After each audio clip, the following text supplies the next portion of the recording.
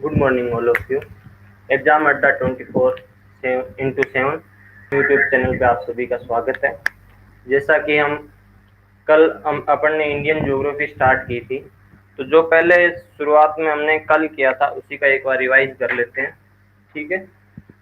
तो कल जैसे मैंने सबसे पहले बताया था आपको कि इंडियन प्लेट है या भारतीय जो भूगोलिक भू क्षेत्र है उसका निर्माण कैसे हुआ था। तो जैसा सभी को पता होगा कि ग्लोब में जब बहुत साल पहले जलीय बाग है वो एक था पेंजिया नाम से,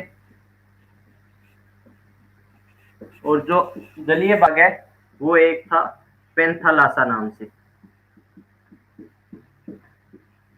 जब इसका विखंडन हुआ पेंजिया भूभाग का, तो ये दो भागों में बंटा था, जिसका उत्तरी भाग कहलाया अंगारा लैंड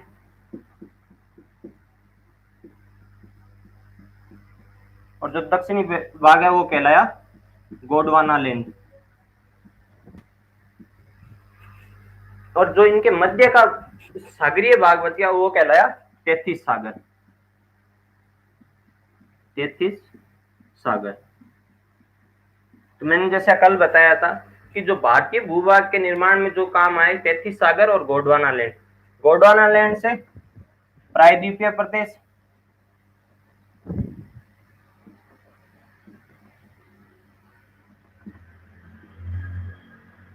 और प्राचीन भूभाग,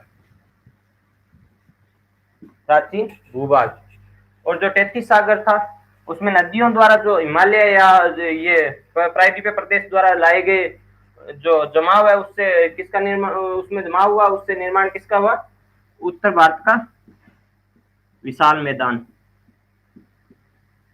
विशाल मैदान।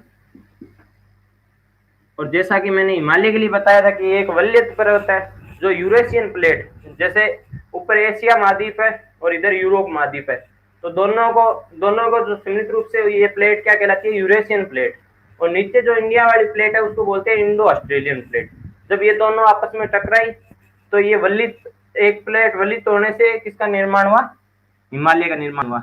और हिमालय वो कहाँ निर्माण हुआ, जो तेथिस सागर वाली भूमि है उसकी जगह। तो तेथिस सागर को हिमालय की गर्भ भूमि कहा जाता है।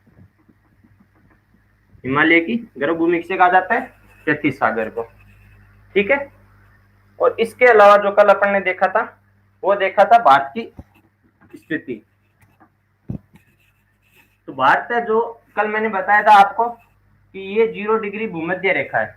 इसके ऊपर वाला कहलाता है उत्तरी गोलार्ध, नीचे वाला कहलाता है दक्षिणी गोलार्ध। ठीक है। तो यहाँ लिख देते हैं साउथ पोल, नॉर्थ पोल। ठीक है। और ये 0 डिग्री प्रधान मध्यान्ह देशांतर रेखा है, उसके इधर वाला कहलाता है पूर्वी गोलार्ध और इधर वाला कहलाता है पश्चिमी गोलार्ध। की स्थिति है वो यहाँ पे है, इस जगह। तो यहाँ पे स्थित है, तो ये कौन सा हो जाएगा, उत्तरी और पूर्वी गोलार्ध। और एक चीज जैसा कि मैंने कल बोला था कि आप जब भी क्लास में आए online, good morning Raveena, good morning Ankita, जब भी आप क्लास में आए तो अपना रजिस्टर और पेन साथ में रखें और जो भी यहाँ पढ़ाया जा रहा है उसको साथ साथ नोट करते जाएं। स्क्रीनशॉट ठीक है आप ले लेना, बट नोट करोगे तो आपको भी ज्यादा बेनिफिट होगा इस चीज का। ठीक है। तो उसकी भारत की स्थिति है वो उत्तरी पूर्वी गोलार्ध में है। और इसके बाद अपने मेन इंडियन ज्योग्राफी के पोर्शन पे आते हैं। ये तो एक सामान्य जानकारी थी इंडिया कहाँ स्थित है और कौन से गोलार्ध के अंदर स्थित है। ठीक है। इसके बाद देखते हैं अपने भारत की स्थिति।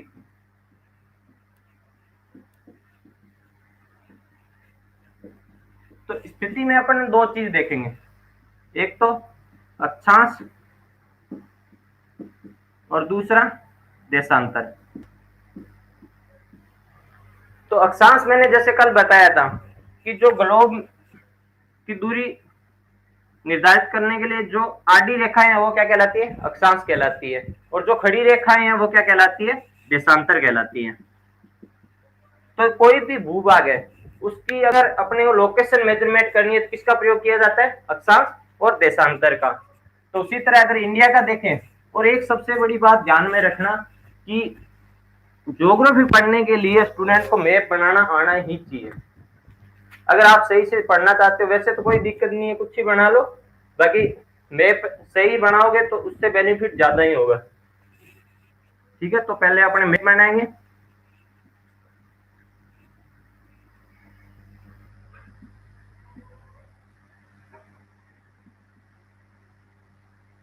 एक बार थोड़ा टेम्परेचर जल्दी जल्दी बढ़ा देते हैं।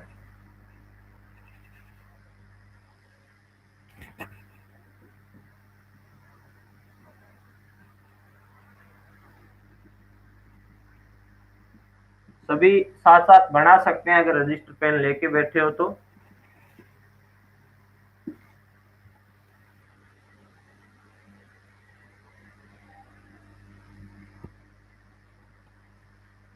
ये बांग्लादेश का पोर्शन आ गया। हाँ, तो सबसे पहले अपने बात करते हैं अक्षांशीय स्थिति की।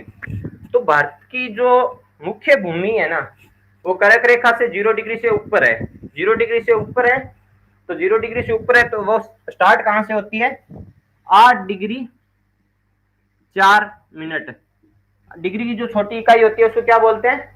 8 डिग्री। और छोटी इकाई क्या बोलते हैं? मिनट बोलते हैं। तो जैसे आप देखोगे कि ये उत्तरी गोलार्ध में 0 डिग्री से कहां पे है? उत्तर में है, तो इसके आगे क्या लगेगा? उत्तरी अक्षांश। उत्तरी अक्षांश, ठीक है। और जैसे ये इसके उत्तरी भाग में जाएंगे तो उत्तरी भाग का जो अक्षांशीय विस्तार है वो कहां तक है? 37 डिग्री और 6 मिनट तक। तो इसके भी क्या लगेगा? अक्षांश यूं मत समझना कि ये दक्षिणी भाग में है तो इसमें दक्षिणी अक्षांश लग जाएगा, नहीं। 0 डिग्री से उत्तर में मतलब उत्तरी गोलार्ध में है तो यहाँ क्या लगेगा? उत्तरी अक्षांश। और जब उत्तर में जाएंगे 37 डिग्री 6 मिनट, ये भी क्या हो जाएगा? उत्तरी अक्षांश, ठीक है। अब जो इसका उत्तर से दक्षिण लंबाई है, तो वो लंबाई देखे तो सभी को उल्टी गिनती आती होगी, तो लिख देना 3 2 1, और जो 4 यहाँ आना था वो लगा देना यहाँ पे। तो कितनी हो जाएगी? 3214 किलोमीटर। तो उत्तर से दक्षिण इसकी लंबाई कितनी है? 3214 किलोमीटर, ठीक है। और अक्षांशीय विस्तार में एक चीज और देखें, जो मुख्य भूमि है इसका सबसे उत्तरी पॉइंट कई बार पूछ लिया जाता है कि पेपर में कि सबसे उत्तरी पॉइंट कौन सा है, तो इसको बोलते हैं इंदिरा कोल। इंदिरा कोल। और जो नीचे का दक्षिणतम पॉइंट है उसको क्या बोलते हैं? सभी को पता होगा, कन्या कुमारी। ये कुमारी है, कुमारी नहीं है, ठीक है। तो क्या बोलते हैं इसको? कन्या कुमारी। शायद नीचे का कट रहा है, सॉरी। एक बार मैं दोबारा बना देता हूँ ये थोड़ा।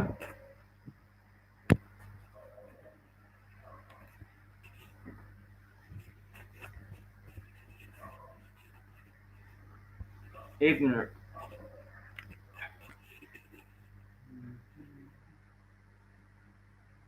थोड़ा मैप बनाओ तो ध्यान से बनाना, कहीं तुम मैप बनाते बनाते पीओ के पाकिस्तान को ही दे हो।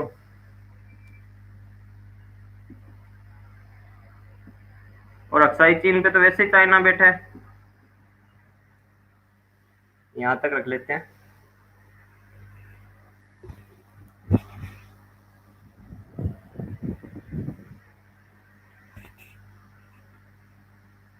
ये थोड़ी जगह इसी हिसाब से होगी।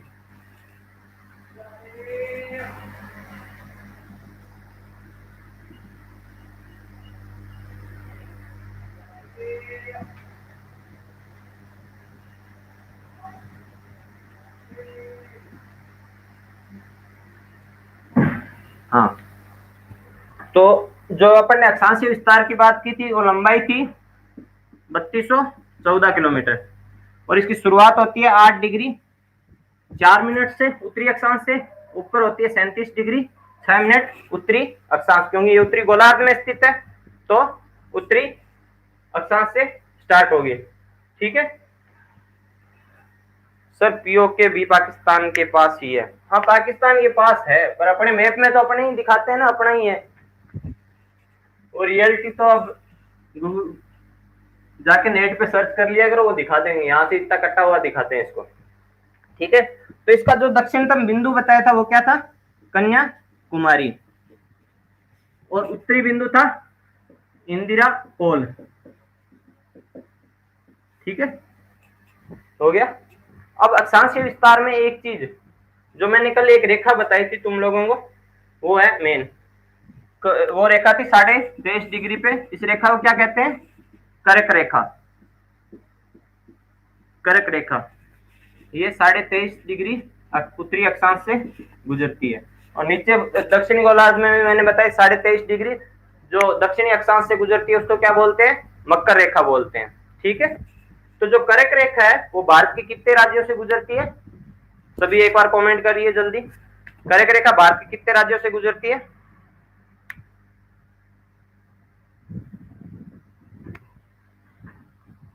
जल्दी कमेंट कीजिए।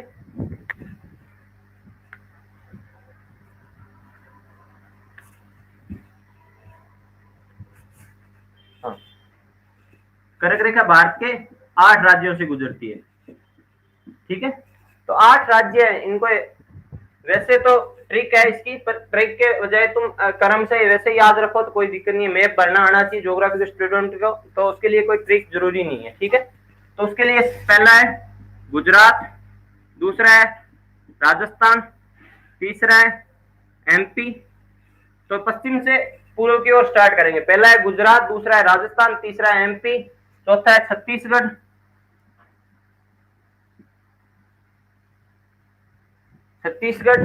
और पांचवा है झारखंड। उसके बाद है पश्चिम बंगाल, पश्चिम बंगाल के बाद त्रिपुरा, मिजोरम। तो यहाँ ऊपर आ जाएगा झारखंड,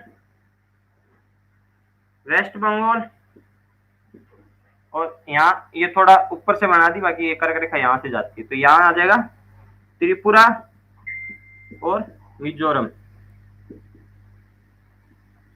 तो 8 राज्य कौन कौन से हो गए? गुजरात, राजस्थान, मध्य प्रदेश, छत्तीसगढ़, झारखंड, वेस्ट बंगाल, त्रिपुरा और मिजोरम।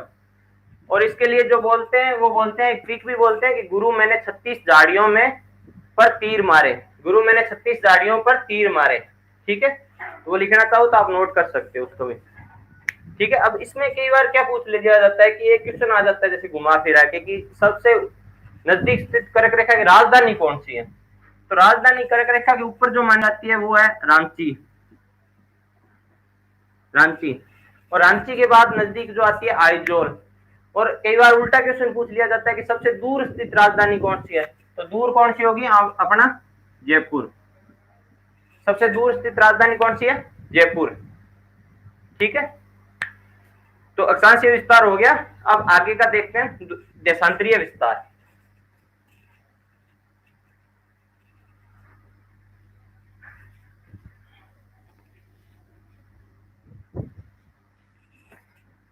और एक और जो अक्षांशीय विस्तार है मुख्य भूमिका तो कहां से होता है? 8 डिग्री 4 मिनट से। लेकिन इसके इधर भी तुम आप लोगों ने देखा होगा, मैप बनाते हैं तो इधर है अंडमान निकोबार द्वीप समूह और इधर है लक्षद्वीप द्वीप समूह। जो अंडमान निकोबार द्वीप समूह इनका जो विस्तार है ना वो नीचे जहां से स्टार्ट होता है वहां होता है 6 डिग्री, और वो 8 डिग्री 4 मिनट से था, ये 6 डिग्री 4 5 मिनट, मतलब 45 मिनट से, 6 डिग्री 45 मिनट से। ठीक है, हो गया, ये ध्यान में रखना। और इसका जो सबसे दक्षिणतम बिंदु है उसको बोलते हैं इंदिरा पॉइंट। उत्तर का इसको याद रखने के लिए देखना कि उत्तर का जो बिंदु था इंदिरा कोल, मतलब जैसे पहले नेटवर्क नहीं आता था तो अपने कॉल नहीं लगता, कॉल लगने के लिए अपने कहां जाते थे? ऊपर ऊपर, इसलिए इंदिरा कॉल। और नीचे का कौन सा है? इंदिरा पॉइंट। इंदिरा पॉइंट, ये थोड़ा ऊपर लिख रहा हूं ताकि आप लोगों को दिख जाए। ठीक है, अब देखते हैं आगे का देशांतरीय विस्तार। तो अक्षांशीय विस्तार तक किसी को प्रॉब्लम नहीं है? अगर हो तो कमेंट कर सकते हो।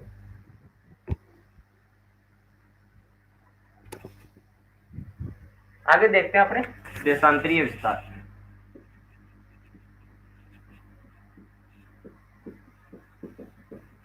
तो देशांतरीय विस्तार है वो, जैसे अपन ने बताया तो 0 डिग्री मध्याह्न रेखा है, तो उससे किस साइड में? ये पूर्वी साइड में, तो ये कौन से गोलार्ध में होगा? पूर्वी गोलार्ध में। तो देशांतरों के आगे क्या लगेगा?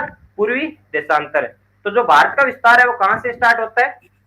भारत का विस्तार होता है वो यहाँ 68 डिग्री 7 मिनट बुहिर मोती नामक गुजरात में एक स्थान है, वहां से लेके और ये जाता है अरुणाचल प्रदेश 97 डिग्री 25 मिनट किबुदो, कोई गांव का नाम है वहां तक। अब देखो पश्चिम में सबसे ज्यादा पहले गुइरमोती और पूर्व की साइड सबसे लास्ट में किबुदो गांव अरुणाचल प्रदेश। ठीक है, अरुणाचल प्रदेश है ये, इसका जो किबुदो गांव है वो अंजाव जिले में पड़ जाता है। एक बार पेपर में ये भी पूछा गया था कौन से डिस्ट्रिक्ट में ये स्थित है, तो कौन से डिस्ट्रिक्ट में पड़ता है, अंजाव जिले में पड़ जाता है। ठीक है, तो अब जो ये देखिए अरुणाचल प्रदेश, यहाँ कौन सा राज्य स्थित है, अरुणाचल प्रदेश।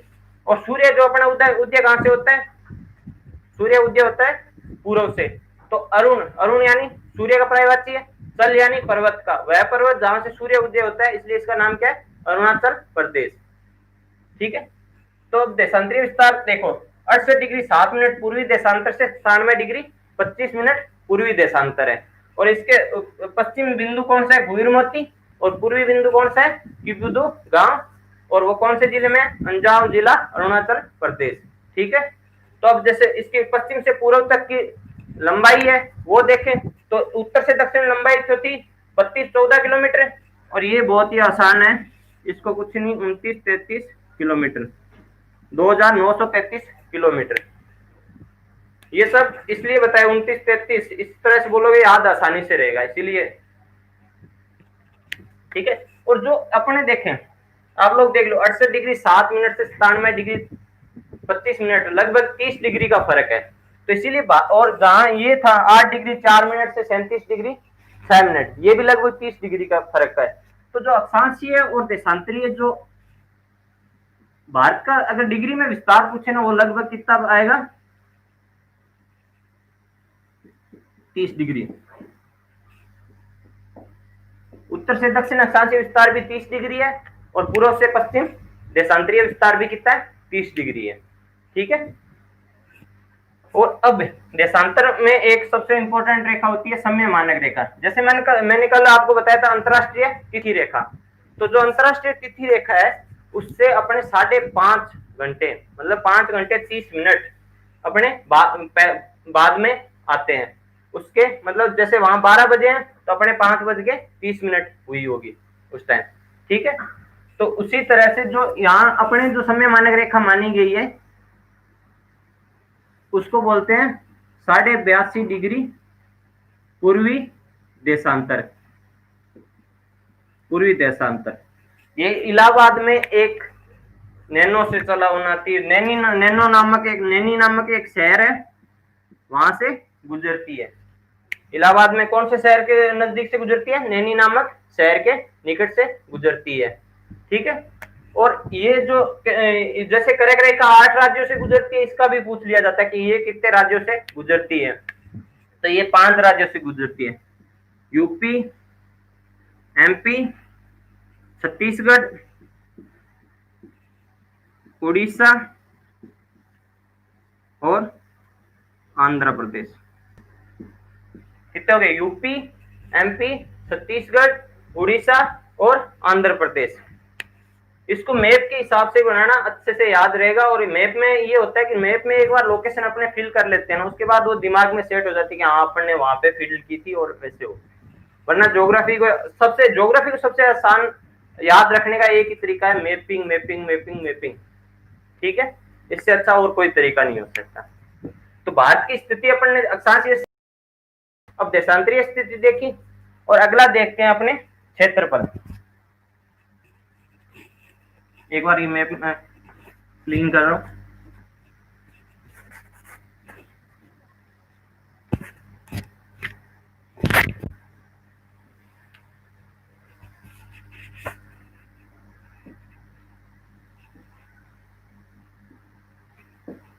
क्षेत्रफल, तो भारत का सभी को पता होगा क्षेत्रफल कितना है, 32,87,263 वर्ग किलोमीटर। 87,263 वर्ग किमी। जो पूरे विश्व का कितने परसेंट है, पूरे विश्व का है 2.42% विश्व का। पूरे भारत का क्षेत्रफल है 32,87,263 किलोमीटर, पूरे विश्व का 2.42 किलोमीटर पर परसेंट। और अगर इसको पूछ लिया कि पूरी पृथ्वी, जलीय भाग, स्थलीय भाग, उसका कितना परसेंट है, तो पूरी पृथ्वी है ना, उसका ये हो जाएगा 0.57 57 या 58 के समथिंग है इसका है। ठीक है। और उसके बाद अगर पूछ लिया जाए जैसे अपना अब पूछ ले भारत कौन से महाद्वीप में स्थित है, तो महाद्वीप कौन सा होगा, एशिया। और एशिया का कितना परसेंट है, तो एशिया का पूछ लिया जाए तो वो हो जाएगा 7.59%। तो एशिया का भारत है वो कितना परसेंट है, 7.59%। और वैसे पूछ लिया जाए कि भारत है वो क्षेत्रफल की दृष्टि से कितने कितने नंबर पे है, तो क्षेत्रफल की दृष्टि से 7वें नंबर पे है भारत, जो क्षेत्रफल की दृष्टि से 7वें नंबर पे है। अब 7 है वो बहुत ज्यादा इंपॉर्टेंट है, जैसे 7 है तो राजस्थान के एकीकरण के कारण 7 है, क्षेत्रफल की दृष्टि से भी 7 है, फेरे भी 7 ही होते हैं। और अब देखें जैसे जो 7 है वो कौन कौन से देश है, तो इसको याद रखने की एक आसान से ट्रिक है, मैं बताता हूँ।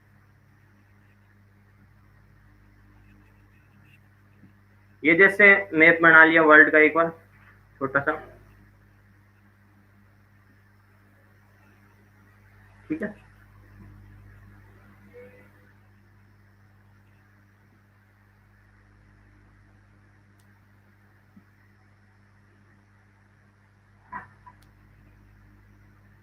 तो जैसे सबको पता है सबसे बड़ा देश कौन सा है, रूस है।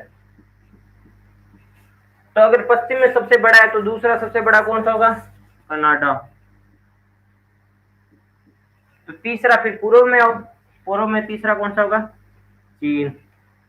फिर चौथा कौन सा होगा, चौथा होगा अमेरिका, यूएसए। ठीक है। फिर चौथा ये हो गया, पांचवा हो जाएगा यहाँ एक देश है ब्राजील। तो फिर ब्राजील के बाद उसके बाद आएगा यहाँ पे ऑस्ट्रेलिया।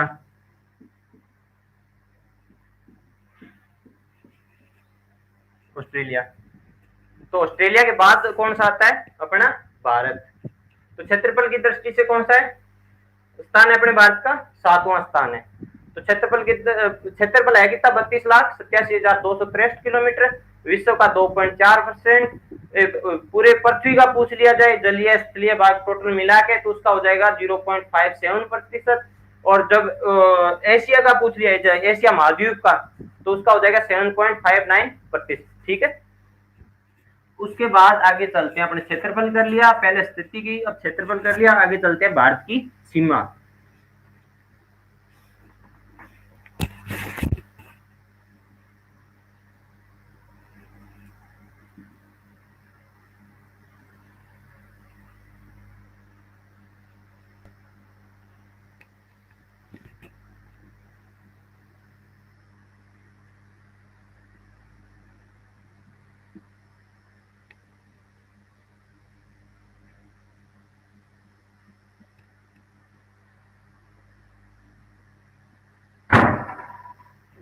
हाँ, तो जैसे अब सीमा देखें तो सीमा पे अब देखो 7वां स्थान था भारत का क्षेत्रफल की दृष्टि से, सीमा पे देश भी कितने हो जाएंगे, 7 हो जाएंगे।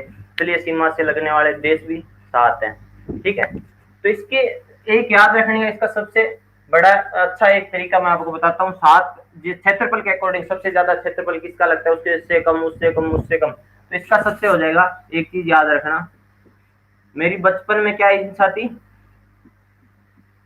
एमबीए करने की। बचपन में मेरी क्या इच्छा थी, एमबीए करने की। ठीक है। तो 55 में 82 हो जाएगा, पहला कौन सा, बांग्लादेश। दूसरा हो जाएगा चीन। तीसरा हो जाएगा पाकिस्तान। चौथा हो जाएगा नेपाल। पांचवा हो जाएगा म्यांमार। छठा हो जाएगा भूटान। और 7वां हो जाएगा अफगानिस्तान। ठीक है। तो सबसे ज्यादा जो स्थलीय सीमा किसकी लगती है, बांग्लादेश की। उसके बाद सबसे ज्यादा चीन की, चीन के बाद सबसे ज्यादा लगती है पाकिस्तान की, पाकिस्तान के बाद सबसे ज्यादा लगती है नेपाल की, नेपाल के बाद सबसे ज्यादा लगती है म्यांमार की, म्यांमार के बाद सबसे ज्यादा लगती है भूटान की, और भूटान के बाद अफगानिस्तान की। अफगानिस्तान की मात्र 106 किलोमीटर लगती है, वो भी लगती है अपने कागजों में। रियलिटी में ये क्षेत्र है वो पीओके के अंडर है, तो ये सीमा पाकिस्तान से लगती है। ठीक है, और जो बांग्लादेश है उसकी याद रख लेना 4096 किलोमीटर। सबसे ज्यादा लगती है बांग्लादेश की 4096 किलोमीटर, और सबसे कम लगती है अफगानिस्तान की 106 किलोमीटर। ठीक है, तो अब जैसे बात करें तो स्थलीय सीमा है, तो स्थलीय सीमा पे टोटल अपने जो राज्य है वो कितने हैं, 17 राज्य। स्थलीय सीमा पे देश कितने हैं, 7। स्थलीय सीमा पे अपने राज्य कितने हैं, 17 राज्य हैं। ठीक है, और एक याद रखना, जैसे पूछ ले कि कौन से देश से कितने राज्य सीमा लगाते हैं, तो उसके लिए एक आसान सा तरीका है, 5 5 4 4 4 5, अरे सॉरी, अफगानिस्तान से एक लगती है, नेपाल की, अरे JNK की, और बाकी सबसे। ठीक है, तो जैसे अब देखें कि पाकिस्तान है, तो पाकिस्तान से कितनी लगेगी, 4। पाकिस्तान से 4 कौन सी लगती है, गुजरात, राजस्थान, पंजाब और जम्मू कश्मीर। ठीक है, तो 4 स्टेट की सीमा लगती है पाकिस्तान से, जम्मू कश्मीर, पंजाब, राजस्थान, गुजरात। ठीक है, उसी प्रकार चाइना से जम्मू कश्मीर, उत्तराखंड और हिमाचल प्रदेश, उत्तराखंड, यूपी, सिक्किम और अरुणाचल प्रदेश। हो गए 5, जम्मू कश्मीर, हिमाचल प्रदेश, उत्तराखंड, यूपी, सिक्किम और अरुणाचल प्रदेश। ठीक है, उसी प्रकार बांग्लादेश से भी 5 की लगती है, तो कौन सा हो जाए, त्रिपुरा, मेघालय, असम, कितने हो गए, त्रिपुरा, मेघालय, असम, पश्चिम बंगाल और इधर सिक्किम। हो गए 5, तो उसी हिसाब से देख रहे हैं मैपिंग के अंदर। और उसके बाद ये देखें कि जो अपने अलग अलग डिवाइड करें सीमा को, तो टोटल जो सीमा है अपने भारत की वो है 22,416 किलोमीटर, 16.6 किलोमीटर। टोटल स्थलीय और तटीय सीमा दोनों मिला के 22,416 किलोमीटर है। और जो ओनली स्थलीय सीमा पूछी जाए, स्थलीय सीमा है वो है 15,200 किलोमीटर, 15,200 किलोमीटर। ठीक है, और स्थलीय सीमा से पूछ ले कि सर्वाधिक अपने किससे लगती है, बांग्लादेश से, और सबसे कम किससे लगती है, अफगानिस्तान से। ठीक है, आगे चलते हैं, तो आगे देखते हैं अपने जलीय सीमा। तो जब 15,200 इसमें से घटा देंगे तो ये बच जाएगा 7,000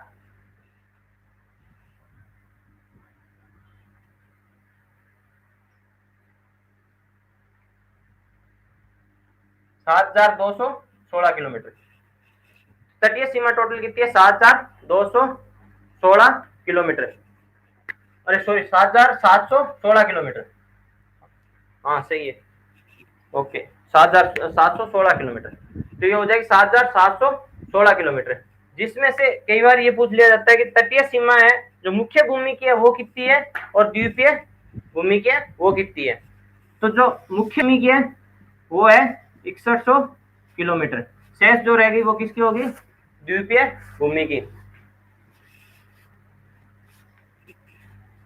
तो वो रह जाएगी 15 लगभग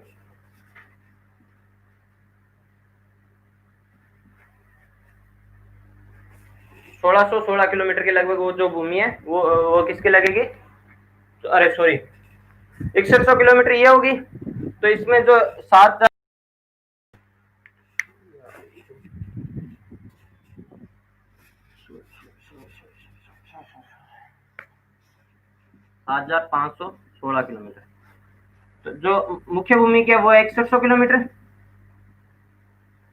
और जो द्वीपीय भूमि की है वो 1416 किलोमीटर। ठीक है, ये 416 और इसमें कंफ्यूज हो गया। ये 1416 किलोमीटर है, वो है द्वीपीय भूमि की, और मुख्य भूमि के वो 6100 किलोमीटर। ठीक है, तो जब से अब ये पूछ लिया जाए कि तटीय सीमा पे कितने राज्य स्थित है, तो उसपे तटीय सीमा पे कितने थे, 17 राज्य। तटीय सीमा पे टोटल राज्य कितने हैं, 9 राज्य स्थित है। 9 राज्य, 9 राज्य में 5 तो हो जाएंगे इधर पश्चिम भाग में और 4 हो जाएंगे इधर। तो पश्चिम भाग में जो सबसे पहले आता है वो है गुजरात, और गुजरात है वो यूं देखना, यूं स्प्रिंग आकार में है। तो जो तटीय सीमा है वो सर्वाधिक किससे लगती है, गुजरात से लगती है, तो वो है लगभग 1600 किलोमीटर। ठीक है, उसके बाद अगर पूछ लिया जाए दूसरे नंबर पे किसकी लगती है सबसे ज्यादा, तो दूसरे नंबर पे लगती है आंध्र प्रदेश की। कुछ बुक में ये तमिलनाडु भी दिया होता है पर लगती है आंध्र प्रदेश की है। और तीसरे नंबर पे आ जाएगा अपना तमिलनाडु।